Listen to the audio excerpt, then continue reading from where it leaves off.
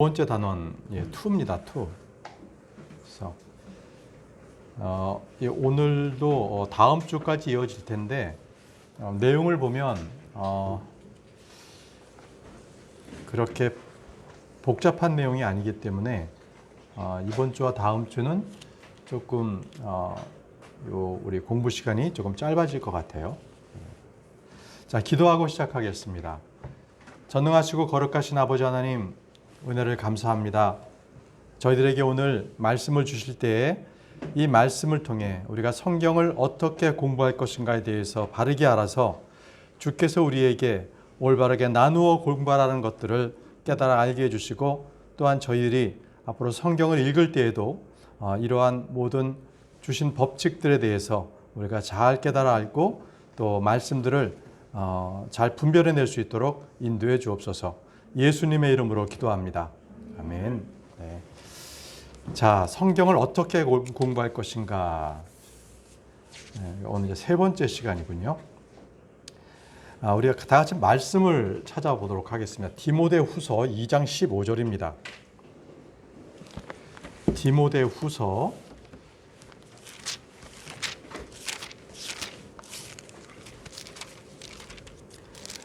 2장 15절. 자, 찾으셨으면 함께 읽도록 하겠습니다. 시작. 너는 진리의 말씀을 바르게 나누어 내 자신을 하나님께 인정받은 자로 부끄러울 것이 없는 일꾼으로 나타내도록 연구하라. 연구하라고 했습니다. 공부해라, 공부하라.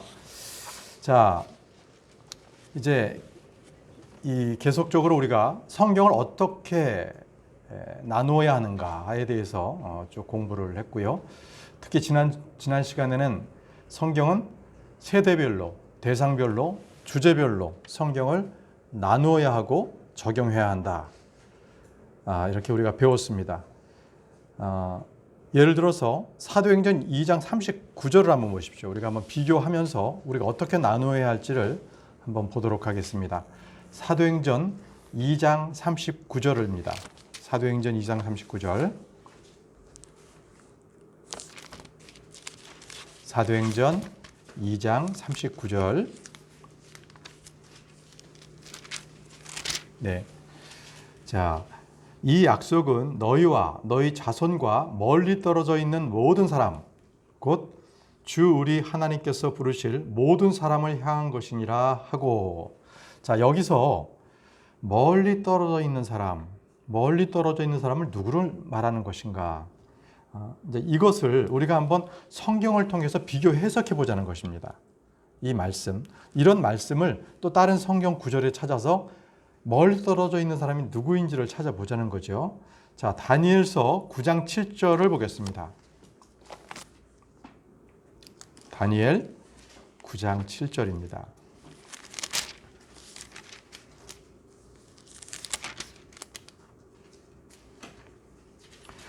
오 주여, 의는 주께 속하고 이날과 같이 당황한 얼굴은 우리에게 속하되 곧 유다 사람들과 예루살렘 거주민들과 가까운 데나 먼 데 있는 모든 나라의 온 이스라엘에게 속하나이다. 그들이 주를 대적하며 범법한 그들의 범법으로 인해 주께서 그들을 두루 그 나라들로 쫓아내셨나이다. 자, 여기서 보면 가까운 데나 먼 데 있는 모든 이스라엘의 온 이스라엘이라고 했습니다. 모든 나라의 온 이스라엘. 자, 이렇게 말씀하신 걸로 봤을 때 이 사도행전 2장에서 베드로가 복음을 선포할 때 멀리 떨어져 있는 사람, 이것은 본토에 있지 않고 온 땅에 흩어져 있는 유대인이다. 이것을 쉽게 알 수 있습니다. 그래서 당시 베드로는 이방인들에 대한 구원을 전혀 알지 못했죠. 사도행전 10장에 가서야 이방인들의 구원이 나오지 않습니까? 그리고 15장에서도 사도 바울이 예루살렘에 올라가서 모두가 함께 모여서 이방인 구원에 대하여 결론을 내리기로 했습니다. 그렇기 때문에 사도행전 2장에 나오는 먼 곳에 멀리 떨어져 있는 사람, 이 사람들은 유대인 사람들입니다. 다른 나라에 이렇게 떨어져 있는 그 사람들을 말합니다. 자, 이토록 우리는 성경을 성경으로 서로 말씀을 비교해서 우리가 알 수 있습니다. 자, 오늘 저희들이 읽었던 말씀 디모데후서 2장 15절 말씀을 제가 다시 한번 읽겠습니다. 너는 진리의 말씀을 바르게 나누어 내 자신을 하나님께 인정받은 자로 부끄러울 것이 없는 일꾼으로 나타내도록 연구하라. 자, 우리는 그러면 이 말씀을 통해서 우리가 한 절 한 절을 보며 그 의미를 찾아보도록 하겠습니다. 첫 번째입니다. 누가 공부해야 하는가? 분명히 디모데후서 2장 15절에는 너는이라고 했으면 여기서 너는 모든 신자를 말합니다. 모든 신자. 그래서 누가 공부해야 하는가? 이것은 모든 신자는 성경을 공부해야 합니다. 이것은 공부해도 좋고 안 해도 좋고 하는 그런 말씀이 아니라 명령입니다. 명령. 그래서 명령은 주어가 표시되어 있지 않는 경우는 모두 듣는 사람 모두가 대상이라는 거죠. 그래서 주어가 너는 듣는 사람 모두라는 것입니다. 이는 아담에게 명령하신 것과 같습니다. 그런 것처럼 우리 개개인에게도 주께서 명령을 하셨어요. 그래서 우리 크리스천들은 기본적으로 성경을 공부해야 할 의무와 책임이 있습니다. 성경 공부는요, 남이 대신해 줄 수 없잖아요. 그렇죠? 내가 해야 하는 겁니다. 내가. 자, 우리 두 번째로 넘어가서요. 무엇을 공부해야 하는가? 무엇을? 말씀에 따라서 진리의 말씀을 우리는 공부해야 하는 성도들입니다. 공부하는 학생에게 있어서 가장 중요한 요소는 성경이 진리의 말씀이라는 사실을 믿는 믿음이 중요합니다. 성경은 진리의 성경이고 주의 모든 말씀은 진리이기 때문입니다. 우리는요, 잘못된 것들을 따라하지 마십시오. 성경을 비판하거나 판단하거나 성경을 토론하거나 이렇게 해서는 안 됩니다. 성경은 우리의 믿음이 되어야 되는 것이지 도리어 성경이 우리를 판단해야 되는 것이지 우리가 성경을 판단하거나 비판해서는 안 됩니다.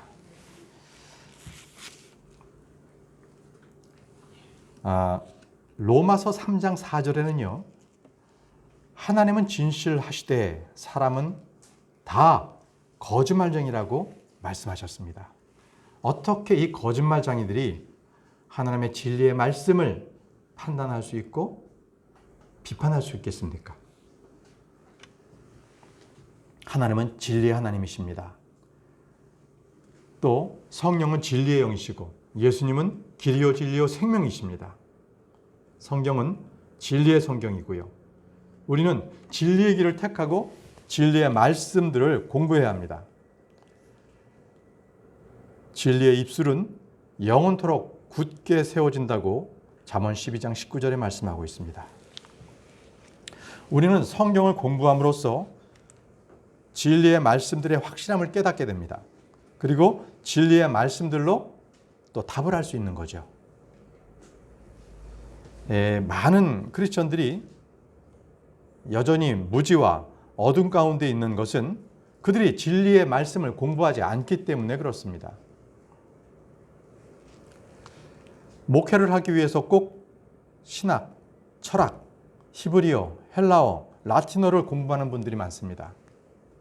그러나 더 중요한 것은 우리가 공부해야 할 것, 또 말씀 선포자들이 공부해야 할 것은 진리의 말씀입니다. 자, 김은희 자매님부터 다니엘서 10장 21절을 읽어주시기 바랍니다. 다니엘서 10장 21절입니다. 다니엘서 10장 21절. 그러나 내가 진리의 성경 기록에 적힌 것을 내게 보여주리니 이 일들에서 나와 함께 버티는 자는 너희의 통치자 미가엘 외에는 아무도 없느니라. 아멘. 내가 진리의 성경 기록에 적힌 것을 내게 보여주리니. 자, 이 말씀은 가브리엘이 다니엘에게 진리의 성경 기록에 적힌 것을 보여준다는 것입니다. 보여주었다는 겁니다. 진리의 영이신 성령께서는 성경을 사용해서 진리이신 예수 그리스도를 계시해 주십니다. 또한 하나님은 진리의 말씀으로 우리를 낳으셨습니다. 진리의 말씀으로. 네. 세 번째를 보겠습니다. 세 번째, 어떻게 공부해야 하는가? 어떻게? 성경을 공부하는 특별한 방법은요, 올바로 나누라는 겁니다. 성경을 공부하는 핵심적인 방법은요, 바르게 나누는 겁니다. 바르게 나누는 거. 이것은 세대주의라는 신학적 이론이 아니라 우리 하나님께서 주신 성경을 읽는 방법이에요. 바르게 나누십시오. 바르게 나누십시오. 우리가 말씀을 대할 때 늘 생각해야 할 것이 있어요. 늘 생각해야 할 것은 네 가지가 있는데, 첫 번째는 누가 하는 말인가? 누가 하는 말인가? 두 번째는 누구에게 하는 말인가? 누구에게? 세 번째는 어느 세대, 어느 세대에 해당하는 말씀인가입니다. 어느 세대. 마지막으로는 역사적인 사건인가? 아니면 예언인가입니다. 자, 항상 말씀을 대할 때 누가 하는 말인가? 누구에게 하는 말인가? 그리고 어느 세대에 해당하는 말씀인가? 네 번째는 이 말씀이 역사적인 사건인가 아니면 예언적인 것인가? 이것을 기본적으로 구분하면서 읽어야 합니다. 생각해 보십시오, 여러분. 구약의 율법을 교회에 적용하면, 또는 대환란에 일어난 일을 지금 교회 시대에 적용한다면 어떤 일이 벌어지겠어요? 지금 교단교회에서 많이 그렇게 가르쳐요. 그냥 잘못 믿음을 가고 끝까지 견디는 자는 이긴다, 이런 식으로 믿음을 그렇게 알고 있단 말이죠. 이것은 맞지 않아요. 지금 우리에게 주신 이 경륜, 이 교회 시대는 맞지가 않습니다. 모든 성경 기록이요, 우리의 배움과 훈계 그리고 교훈, 본보기가 되지만 모두가 다 교리로서 적용되는 것은 아닙니다. 우리의 교리로서 적용되는 게 아니에요. 자, 네 번째입니다. 무엇을 위해 공부해야 하는가? 공부의 목적입니다. 그것은 하나님께 인정받은 자로, 하나님께 인정받은 자로 되기 위하여 우리가 공부합니다. 이것은 성경을 공부하는 목적입니다. 하나님께 인정받은 자. 우리는 세상이나 학자들이나 또 사회의 여러 단체들로부터 상 받기 위해 인정받지 않습니다. 인정받을 필요가 없습니다. 우리에게는 오직 하나님께서 인정하시는 것, 그 인정만이 우리에겐 필요합니다. 사람들은요, 저마다 자기 분야에서 최고 권위를 가진 사람에게 인정받고 싶어 하지요. 한 예를 들겠습니다. 어떤 청년이요, 피아노 연주회를 가졌습니다. 그리고 그는 연주를 아주 우수하게 잘 끝냈어요. 그러자 청중들이 우레와 같은 기립박수를 보냈습니다. 그러나 그 청년은요, 그 청중에게 청중을 바라보는 것이 아니라 그 청중 속에 한 사람, 오직 한 사람에게만 눈을 고정하고 있었습니다. 그가 그 당대 최고의 피아니스트 멘델스존이었습니다. 그가 어떻게 판단하고 어떻게 말하는 것에 대해서 이 청년은 오직 그에게만 집중했던 것입니다.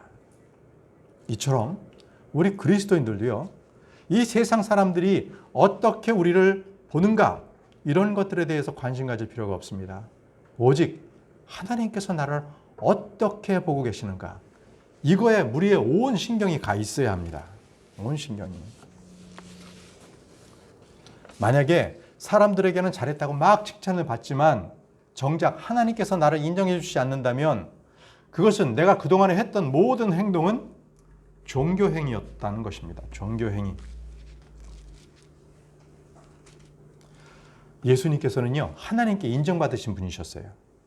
자, 다음 분께서 사도행전 2장 22절 말씀을 읽어주시기 바랍니다. 사도행전 2장 22절 말씀. 사도행전 2장 22절. 너희 이스라엘 사람들아, 이 말들을 들으라. 너희 자신도 아는 바와 같이 하나님께서 나사렛 예수님을 통하여 기적들과 이적들과 기적들을 너희 한가운데서 행하사 그분을 너희 가운데서 하나님의 인정받은 사람으로서 삼으셨느니라. 아멘. 하나님이 인정하시는 의가 아니면 그 의는 아무것도 아닙니다. 우리는 하나님께 인정받은 자로 드러나기 위하여 진리의 말씀을 바르게 나누어 공부해야 합니다. 성령은 성경은요, 성령님 안에서 의와 화평과 기쁨으로 그리스도를 섬기는 자들에게 하나님께서 인정을 하신다는 겁니다. 그러니까 성경은 로마서 14장 18절 말씀에 한번 찾아보십시오. 로마서 14장 18절 말씀. 자, 그 다음 분께서 한번 읽어주십시오. 로마서 14장 18절입니다.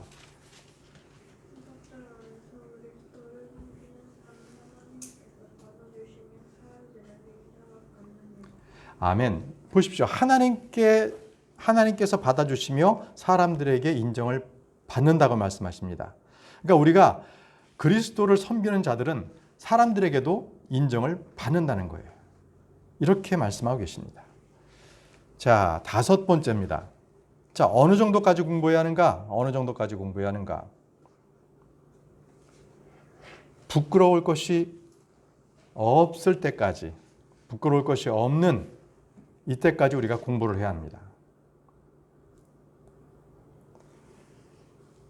그 세상의 그 서적에서도요, 그 아웃라이어라는 책이 있어요. 근데 그 책에 보게 되면 사람이 전문가로서 인정받을 정도면 10,000시간을 채워야 된다는 거, 10,000시간. 꼬박 10,000시간을 집중한다는 것은 10,000시간이 됐을 때 그는 유명 피아니스트가 된다. 유명 피아니스트가 된다. 예를 들어 피아노를 10,000시간을 친다면, 그래서 한 6,000시간 치면 그는 이제 일반 학생들을 가르치는 선생님이 될 수 있다. 뭐 이런 식으로 데이터를 냈더라고요. 자, 우리는 성경을 공부할 때 시간이 아니라 부끄러울 것이 없을 정도로 공부를 해야 합니다. 자, 우리가 하나님의 말씀에 익숙하고 능숙해야 하는 거죠. 자, 다음 분께서 다니엘 9장 22절 말씀을 읽어주시기 바랍니다. 다니엘 9장 22절 말씀입니다.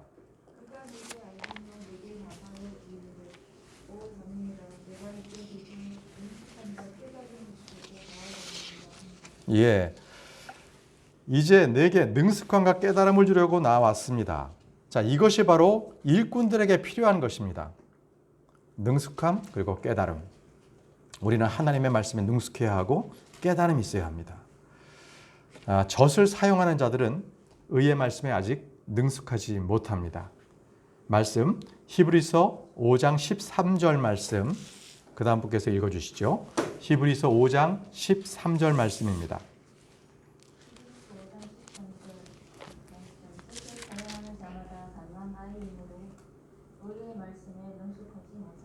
예, 여러분 생각해 보세요. 장사꾼이 물건을 파는데 이 물건에 대해서 제대로 알지 못하고 있다면 그것을 제대로 설명할 수 있겠습니까? 장사꾼이 물건을 팔 때 그 재질이나 가격이나 그 기능이나 그 물건의 특성에 대해 자세히 알고 있어야 소비자들이 묻는 질문에 또 그들의 호기심을 충족시켜 줄 수가 있는 게 아니겠습니까? 또 그렇게 됐을 때 그는 소비자들에게 설득할 수 있는 그 설득력까지 갖출 수 있어야 되는 거예요. 그 정도가 되지 못한다면 그는 물건을 팔면서 부끄러움을 당하겠지요. 예를 들어서 교사가 학생보다 모르거나 질문에 대답할 줄 모르고 쩔쩔맨다면 얼마나 이게 부끄러운 일입니까? 또 기술자가 일을 해결하지 못하고 쩔쩔맨다면 이처럼 얼마나 또 부끄러운 일이 되겠어요. 그렇죠? 저희 이제 집이 그 1년 전에 이사를 가서 있는데 갑자기 저희 집만 전기가 다 나갔어요. 그래서 이제 관리사무소에 연락해서 전기 기사를 불렀는데 전기 기사가 새로운 분이었어요. 그러니까 이제 전기 자격증만 있고 이걸 잘 사용을 안 했던 분인 것 같아요. 다른 일을 하시다가 이제 자격증이 있으니까 취업을 하신 거죠. 그래서 이제 전기가 나가는 것을 보는데 뭐 전기에도 이렇게 개통도가 있잖아요. 개통이 있어서 옛날에 이 차단기 이렇게 보게 되면 거기도 이렇게 전기가 나가는 개통에 따라서 차단기가 있잖아요. 근데 이분은 이제 그런 부분들을 이 메타기를 가지고 막 체크하다가 이게 체크가 안 되는 거예요. 그러니까 이제 계속 땀을 흘리면서 막 결국은 막 저희 집에 있는 냉장고 다 드러내고 모든 가전도구 이 플러그로 꽂힌 거 다 뺐어요. 그래도 모르는 거예요. 그래도 못 고쳐. 어디서 합선이 됐는지 모르는 거예요. 응? 하여튼 몇 시간을 끙끙거렸어요. 그래서 이제 나중에 이제 결국은 한 가지 문제를 찾아냈는데, 근데 그분이 도리어 저는 이제 대략 이제 전기 회사가 있고 저는 기계쟁이였지만 전기를 받기 때문에 기사님 이쪽에 하나하나 다 올리고 하나씩 내리는 게 맞지 않아요? 그러면 아 그런 것 같다고 그러면서 또 시작하라는데 아유 참 제가 이걸 믿어도 되나 혹시 저분 일하다가 이 감점되는 거 아니야 이런 걱정이 되더라고요. 그러니까 기술자가 모르면 정말 주변 사람들도 당황하고 본인은 얼마나 창피하겠어요. 창피하겠어요. 자, 어느 시사 프로그램에요. 이 어떤 교수가 기독교 변호사를 향해서 이런 질문을 했습니다. 예수님의 성 염색체는 XX냐, XY냐 이렇게 조롱하듯이 질문을 한 거예요. 그죠? 그러니까 다시 말하면 이 얘기는 동정녀 탄생에 대한 조롱이지요. 그 질문을 받고 그 기독교 변호사는 한참 답변도 못하고 매우 당황하면서 쩔쩔 매고 있는 모습을 보였다는 거예요. 여러분들, 예수님께서는 말씀이 육신이 되셨고 그분은 남자셨어요. 당연히 성염색체는 XY겠죠. 완전한 사람이셨으니까. 그러니까 저희가 킹 제임스 성경을 믿고 공부하면서도요. 이것을 확실한 믿음으로 공부하지 않을 때는 이 공부한 분들이 이단으로 빠지는 경우도 있어요. 이단으로. 어떤 분은 구원파로 가고요. 어떤 분은 형제교회로 가고요. 뭐 이런 식으로 이렇게 킹제임스 성경을 가졌다고 해서 그의 믿음이 확실하게 말씀에 올바르게 말씀대로 믿는 사람인가에 대해서는 이거는 공부를 해야 돼요. 그렇지 않으면 그냥 이상한 교리에 휩쓸려 버린다는 것이죠. 우리 주변에도 그런 분들이 많잖아요. 그래서 우리는 이 교회에서 올바른 말씀을 성경 말씀을 통하여 잘 배워야 돼요. 어떤 분들은 그동안에 배웠던 킹 제임스 성경을 들고 있다가 갑자기 개역 성경을 쓰는 교회로 가고 머리에 두건을 쓰는 교회로 가고 이런다는 거죠. 이런 것들은 참 이 같은 형제로서 바르게 책망하고 잡아주지 못한다는 거에서 참 부끄러운 그런 생각이 듭니다. 자, 다시 교재로 돌아가서요. 6번째입니다. 6번째. 자, 우리는 하나님의 말씀으로 하나님의 일을 하는 뭐다? 일꾼입니다. 일꾼. 예수님께서는 제자를 각 고을로 보내서 복음을 전하게 하실 때 그들을 일꾼으로 표현하셨어요. 일꾼. 또 사도 바울은 또 에베소서 2장 10절에 또 선한 행위에 대해서 행위로 창조된 자들이라고 말씀을 기록했는데요. 자, 다음 분께서 에베소서 2장 10절 말씀을 읽어주시기 바랍니다. 에베소서 2장 10절 말씀입니다.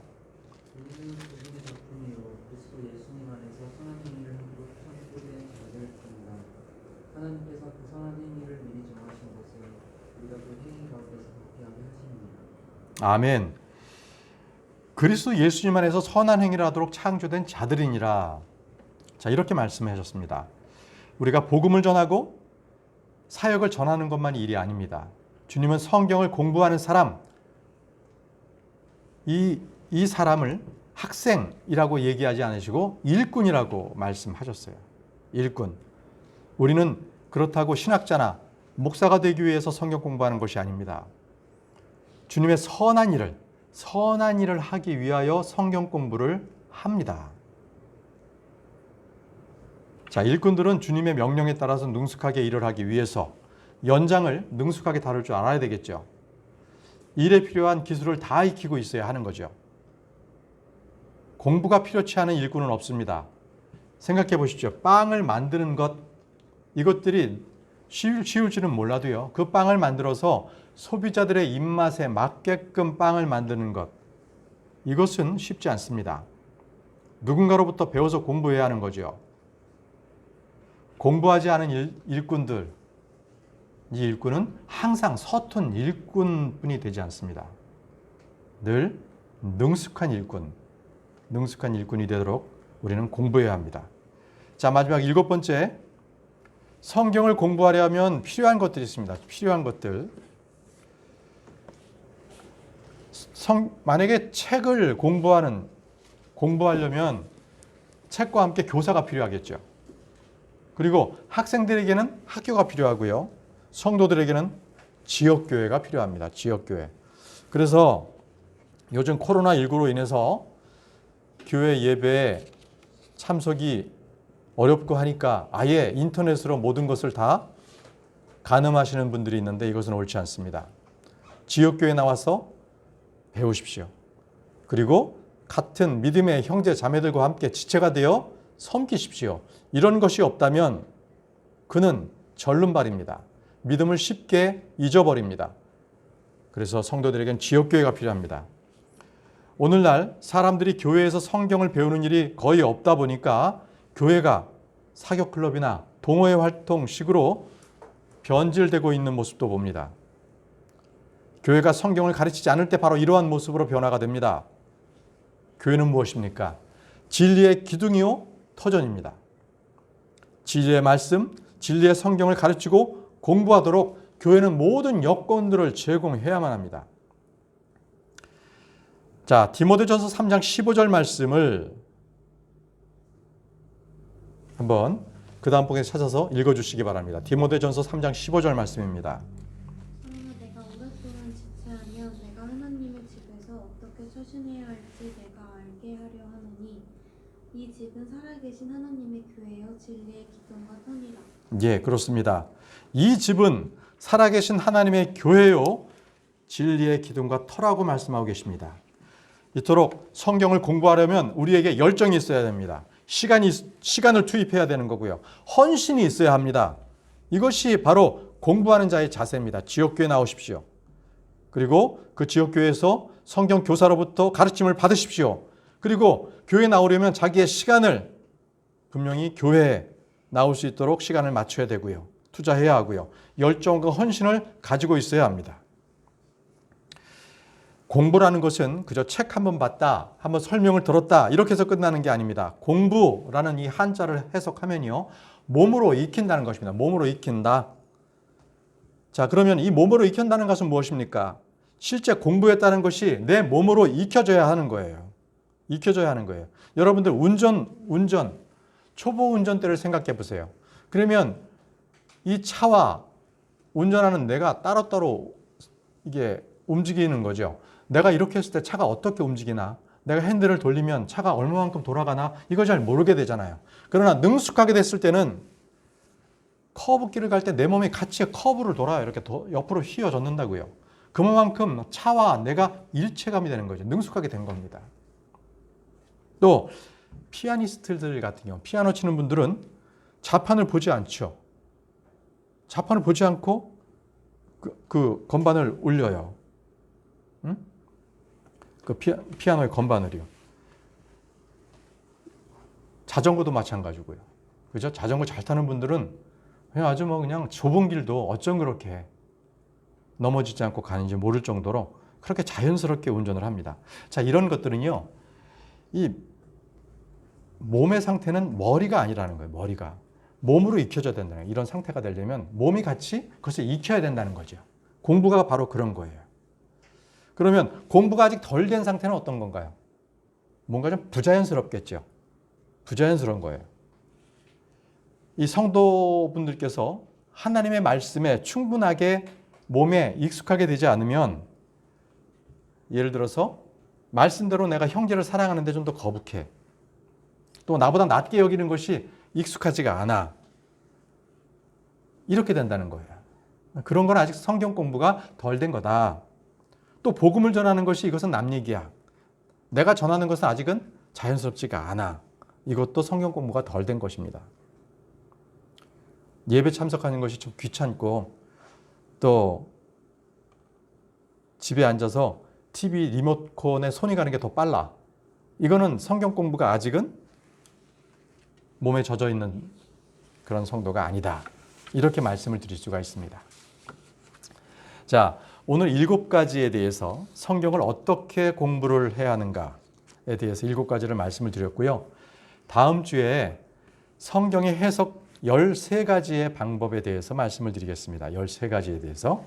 자, 오늘은 여기까지 하고 마치도록 하겠습니다. 기도하겠습니다. 전능하시고 위대하신 아버지 하나님의 은혜를 감사합니다. 오늘 이 시간에 성경을 우리가 어떻게 공부할 것이고 또한 성경의 공부가 우리의 몸에 익혀질 수 있을 때까지 우리가 믿음으로 열심을 다해 성경을 공부할 수 있도록 인도해 주셔서 이것이 주님께 부끄러움이 없는 그러한 일꾼으로 드러날 수 있도록 우리를 사용해 주옵소서. 예수님의 이름으로 기도합니다. 아멘.